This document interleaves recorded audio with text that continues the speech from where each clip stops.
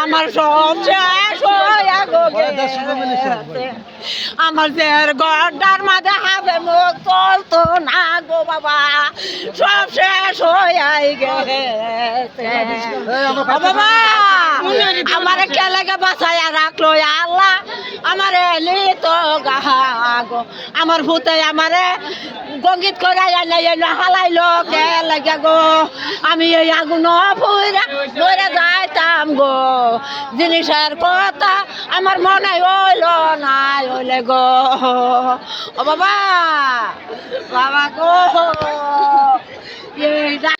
আমার বাবা সবই গেছে আমি কিছুই পাই না। 4টা মোবাইল আছে, 3টা টাচ মোবাইল আছে, জিনিসপাতি কিছুই পাই না।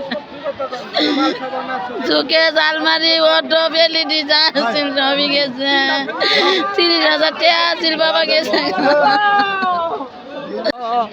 ও বাবা বাবা গো ও বা আমারে কি করো ও বা তুমি আমারে কি করো আমারে কি করো বাবা আমারে নাও আগুনটা বাদে না লাই দাও আমি পুরা মরা যাই আমার রত শক্তি নাই কা গো আমার কোমর শক্তি নাই গো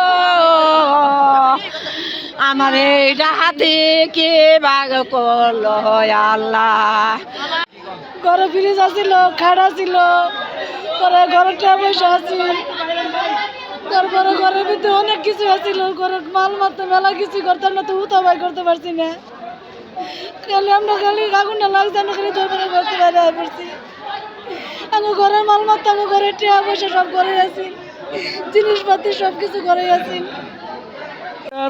নাকি চাকরিতে ভাইয়া বাস্ট হয়ে আগুন ধরছে এটা এখনো বলতে পারি না, কিন্তু আগুন যখন লাগছে আনুমানিক বিকাল 5:30 এরকম। তো এলাকার মানুষ বেশিরভাগ মানুষ গার্মেন্টস চাকরি করে, সবাই গার্মেন্টস ছিল, বাচ্চারা ছিল, মানুষ সব গার্মেন্টস চাকরি করে, কেউ কোনো কিছু বাইর করতে পারে নাই।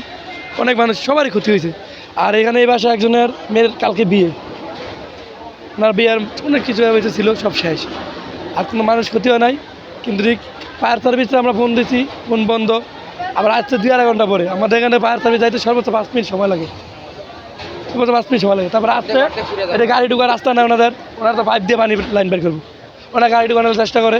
আমরা জনগণ সবাই যায় পরে পাইপ টেনে আনছি, না গাড়ি ঢুকানোর চেষ্টা করে, গাড়ি হালার চেষ্টা করলো, গাড়ি ঢুকবো না দিক দিয়ে, এই গাড়ি ঢুকানোর রাস্তা নাই। আর আমাদের এলাকায় পানি সমস্যা, এখানে পানি নাই, কোনো কারো টাঙ্কিতে পানি নাই।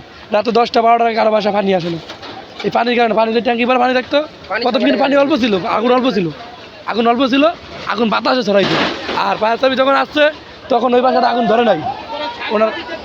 ওনারা যদি আগে ওই জায়গায় মারতে আগুন পানিটা, ওনারা ওই জায়গায় পানিটা আগে মারলে, ওই জায়গায় পানি মারলে আর ওই জায়গায় বাড়িটা পুরো না, ওই জায়গাটা আগুনটা বেশি ছড়াইছে।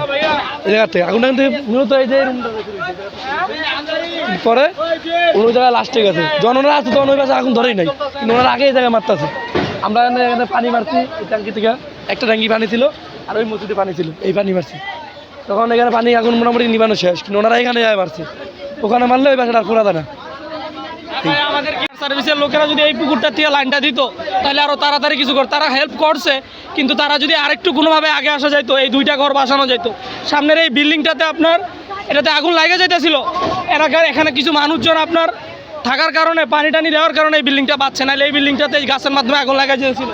এখানে যদি আপনার পুকুর থেকে লাইনটা দেওয়া যেত তাহলে আরও এই ঘরটা, 2টা বস্তি বা মানে বস্তির ঘর বাঁচানো যাইতো। শুধুমাত্র এই পানিটার লাইনটা দিছে, কিন্তু পানি আসে না, কোনোভাবেই পানি আসে না।